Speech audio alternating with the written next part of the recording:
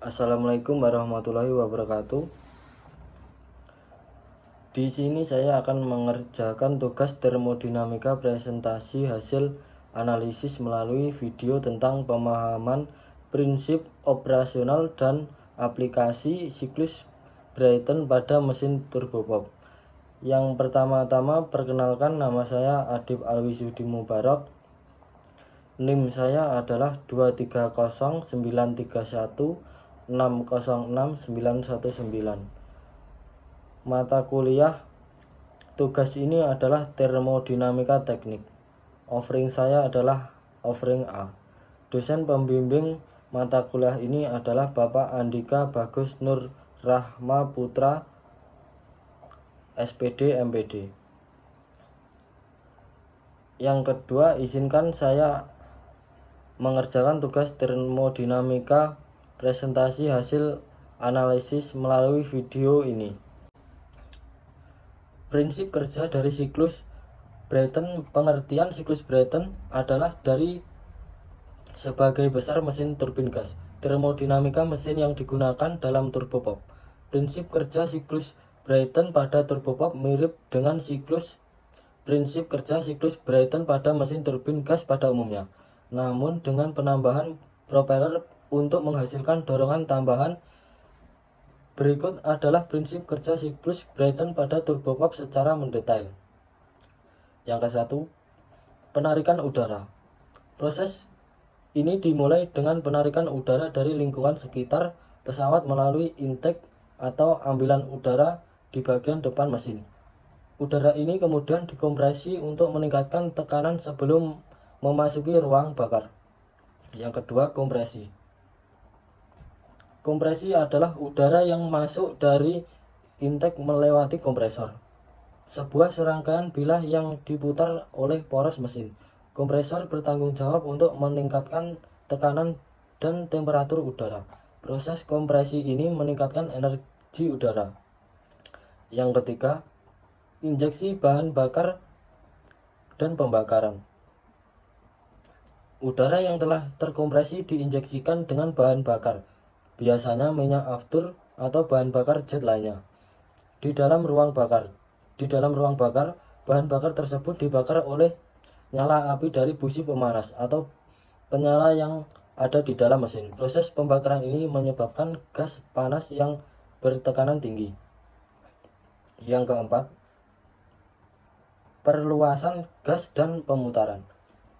Gas panas yang dihasilkan oleh pembakaran melewati turbin. Turbin terhubung dengan kompresor untuk poros yang sama. Ketika gas panas melewati turbin, energinya digunakan untuk memutar turbin yang kemudian menggerakkan kompresor. Selain itu, dalam turbopop, poros turbin yang terhubung ke gearbox yang mengerjakan propeller. Yang kelima, penggerak propeller. Penggerak propeller adalah poros turbin dihubungkan ke gearbox yang mengubah gerak rotasi tinggi dari turbin menjadi gerak rotasi yang lebih lambat namun lebih bertenaga yang diperlukan untuk menggerakkan propeller. Yang keenam, pengeluaran gas. Setelah gas melewati turbin, sebagian besar energinya telah digunakan untuk memutar turbin dan propeller. Gas yang tersisa kemudian dikeluarkan melalui nozzle di bagian belakang mesin, menciptakan dorongan tambahan sesuai dengan prinsip aksi dan reaksi Newton. Yang ketujuh, pengontrolan mesin.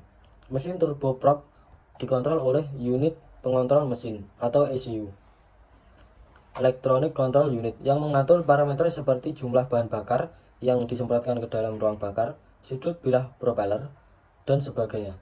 Hal ini dilakukan untuk menjaga kinerja mesin dalam berbagai kondisi penerbangan. Dengan demikian, turbopop menggabungkan keuntungan dari turbin gas, menjadikannya pilihan yang populer untuk pesawat kecil hingga sedang dan aplikasi militer. Siklus Brayton pada mesin turbopop diimplementasikan dengan memanfaatkan prinsip dari siklus tersebut, namun dengan tambahan propeller untuk menghasilkan dorongan tambahan. Berikut adalah deskripsi tentang bagaimana siklus Brayton diimplementasikan pada mesin turbopop. 1. penarikan udara intake. Proses dimulai dengan penarikan udara dari lingkungan sekitar pesawat melalui intake atau ambilan udara di bagian depan mesin. Udara yang masuk ini Talking about kemudian one of the akan most dikompresi reliable, untuk meningkatkan most tekanan powerful, sebelum masuk most ke dalam advanced, ruang and bakar. most assault Kedua, engine in kompresi its class. udara yang masuk dari intake melewati kompresor, sebuah serangkaian bilah yang diputar oleh poros mesin. Komponen bertanggung jawab untuk meningkatkan tekanan dan temperatur udara. Proses kompresi ini meningkatkan energi udara sebelum memasuki ke dalam ruang bakar. Yang ketiga, injeksi bahan bakar dan pembakaran. Udara yang telah dikompresi diinjeksikan dengan bahan bakar di dalam ruang bakar. Di sini, bahan bakar tersebut dibakar oleh nyala api dari busi pemanas atau penyala. Proses pembakaran ini menghasilkan gas panas bertekanan tinggi. Yang keempat, perluasan gas dan pemutaran turbin. Pada gas panas yang dihasilkan oleh pembakaran melalui turbin terhubung dengan kompresor melalui poros yang sama. Ketika gas panas melewati turbin, energinya digunakan untuk memutar turbin. Selain itu, poros turbin juga terhubung ke gearbox yang menggerakkan propeller. Yang kelima, penggerak propeller. Poros turbin dihubungkan ke gearbox yang mengubah gerakan rotasi tinggi dari turbin menjadi gerakan rotasi yang lebih lambat namun lebih bertenaga yang diperlukan untuk menggerakkan propeller. Propeller pada turboprop terdiri dari baling-baling atau bilah propeller yang dipasang di sekitar hub. Gerakan putar dari gearbox diubah menjadi gerakan maju oleh propeller ini. Yang keenam, pengeluaran gas atau nozzle. Setelah gas melewati turbin, sebagian besar energinya telah digunakan untuk memutar turbin dan propeller. Gas yang tersisa kemudian dikeluarkan melalui nozzle di bagian belakang mesin, menciptakan dorongan tambahan sesuai dengan prinsip aksi dan reaksi Newton. Dorongan ini membantu mendorong pesawat ke depan. Dengan demikian, mesin turboprop menggunakan siklus Brayton sebagai dasar menghasilkan daya, namun dengan tambahan propeller untuk mengubah energi gas pada gerakan maju yang menghasilkan dorongan tambahan. Kombinasi ini membantu mesin turboprop sangat cocok untuk menerbangkan jarak pendek hingga menengah, di mana efisiensi pada kecepatan rendah hingga menengah saat diinginkan. Siklus Brayton pada mesin turboprop memiliki pengaruh yang signifikan terhadap efisiensi thermal dan output tenaga mesin. Analisis pengaruhnya secara terperinci. A. Efisiensi thermal. 1. Kompresi. Proses kompresi pada udara awal siklus Brayton membutuhkan energi yang dapat mempengaruhi efisiensi thermal mesin. Semakin tinggi tekanan kompresi, semakin besar juga kerugian energi yang dihasilkan dalam proses ini. Yang kedua, proses pembakaran. Efisiensi pembakaran bahan bakar yang juga mempengaruhi efisiensi thermal secara keseluruhan. Pembakaran yang tidak sempurna atau tidak efisien dapat mempengaruhi efisiensi keseluruhan siklus. Yang ketiga, perluasan gas. Efisiensi thermal pada mesin turboprop dipengaruhi oleh seberapa baik energi yang tersimpan dalam gas panas diubah menjadi kerja mekanis. Semakin efisien proses perluasan gas pada turbin, semakin tinggi efisiensi thermal mesin. B. Output tekanan mesin. Yang ke-1, propeller. Salah satu keunggulan utama mesin turboprop adalah penggunaan propeller untuk menghasilkan dorongan tambahan. Propeller ini membantu mengubah energi yang dihasilkan oleh turbin menjadi gerakan maju, yang kemudian menghasilkan dorongan tambahan untuk mendorong pesawat ke depan. Output tenaga mesin pada turboprop oleh karena itu juga dipengaruhi oleh efisiensi propeller dalam mengubah energi rotasi menjadi dorongan maju. Yang kedua, pengaruh gearbox. Penggunaan gearbox untuk mentransmisikan tenaga dari turbin ke propeller juga memiliki dampak pada output tenaga mesin. Desain gearbox yang efisien akan mengoptimalkan transfer energi dari turbin ke propeller, meningkatkan output tenaga mesin secara keseluruhan. Yang ketiga, keseimbangan antara tenaga dan dorongan. Pada mesin turboprop terdapat keseimbangan yang perlu dipertimbangkan antara tenaga yang dihasilkan untuk memutar propeller dan tenaga yang dihasilkan untuk menghasilkan dorongan langsung. Keseimbangan ini dapat disesuaikan untuk memaksimalkan efisiensi keseluruhan mesin dalam berbagai kondisi penerbangan. Dengan demikian, siklus Brayton pada mesin turboprop mempengaruhi efisiensi thermal dan output tenaga mesin melalui jumlah faktor, termasuk efisiensi kompresi, efisiensi pembakaran, efisiensi perluasan gas, efisiensi propeller, penggunaan gearbox, dan keseimbangan antara tenaga dan dorongan. Optimalisasi dari masing-masing faktor ini dapat meningkatkan efisiensi keseluruhan mesin dan kinerja dalam berbagai kondisi penerbangan.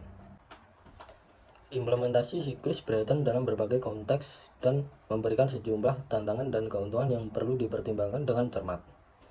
Mari kita bahas keduanya secara lebih mendalam. Tantangan yang pertama, efisiensi thermal. Salah satu tantangan utama dalam implementasi siklus Brayton adalah mencapai efisiensi thermal yang tinggi. Ini melibatkan optimalisasi kompresor, pembakaran, dan turbin untuk memaksimalkan konversi energi panas menjadi kinerja mekanis. Meskipun mesin berbasis siklus Brayton seringkali memiliki efisiensi thermal yang tinggi, mencapai efisiensi yang optimal memerlukan desain dan teknologi yang canggih. Yang kedua, emisi. Meskipun mesin berbasis Brayton biasanya memiliki emisi yang lebih rendah daripada mesin pembakaran dalam konvensional, emisi dari proses pembakaran masih menjadi tantangan. Pengurangan emisi gas buang seperti nitrogen oksida (NOx) dan partikulat tempat menjadi fokus utama dalam pengembangan mesin turbogas. Yang ketiga, konsumsi bahan bakar. Meskipun efisiensi thermal mesin berbasis siklus Brayton biasanya tinggi, beberapa implementasi dapat memiliki konsumsi bahan bakar yang signifikan, terutama pada kondisi operasional tertentu seperti kecepatan tinggi. Pengurangan konsumsi bahan bakar tetap menjadi prioritas dalam pengembangan mesin turbogas. Yang keempat, perawatan dan pemeliharaan. Mesin berbasis siklus Brayton, terutama dalam aplikasi industri dan transportasi, seringkali memerlukan perawatan dan pemeliharaan yang intensif.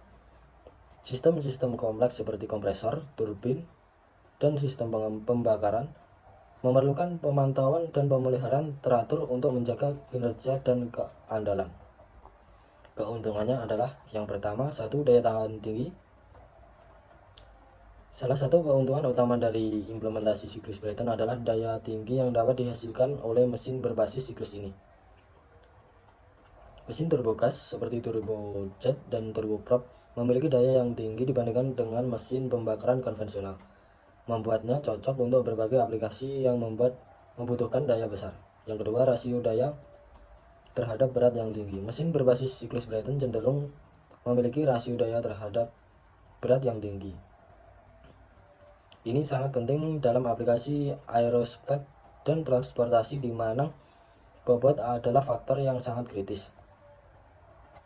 Yang ketiga, responsif.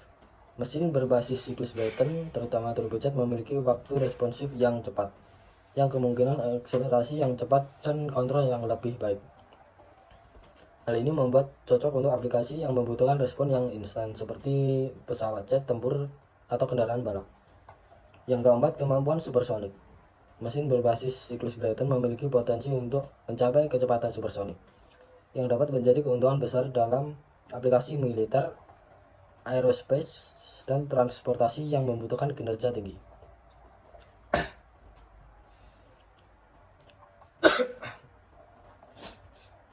Dalam kesimpulan, implementasi siklus Brayton dapat memberikan sejumlah tantangan teknis dan operasional, namun juga dapat memberikan sejumlah keuntungan yang signifikan dalam hal daya, rasio daya terhadap berat, responsivitas, dan kemampuan supersonik. Penting untuk mempertimbangkan baik tantangan maupun keuntungan ini dalam konteks aplikasi dan kebutuhan spesifik. Sekian yang dapat saya berikan untuk siklus Brayton ini. Ada kurang lebihnya mohon maaf. Assalamualaikum warahmatullahi wabarakatuh.